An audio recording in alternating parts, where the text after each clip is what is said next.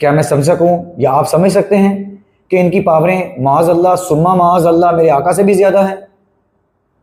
वो पावरें उड़ने वाली अल्लाह ने अल्लाह के नबी को नहीं दी, इनको दे दी।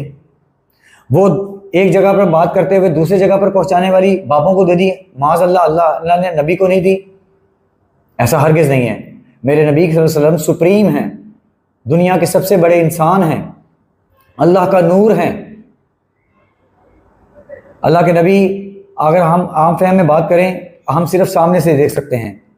अल्लाह के नबी सल्लल्लाहु अलैहि वसल्लम सामने भी देख सकते थे और पीछे से भी देख सकते थे। स्पेशल क्वालिटीज़ के हामिल, स्पेशल पर्सन, ख़ास आदमी, अल्लाह के पैगंबर, जिनके शान और शान पाक बयान करना शायद हमारे पास वो वोकैबलरी, वो अल्फाज नहीं है।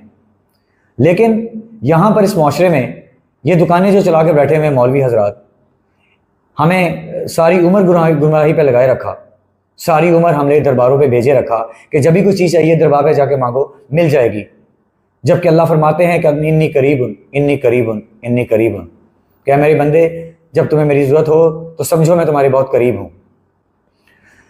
मेरा ज़ाती किरदार एक जगह पर साइड पे रख दीजिए।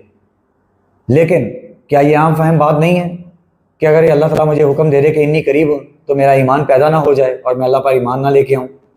मुझे किसी बाबे के पास जाने की क्या ज़रूरत है?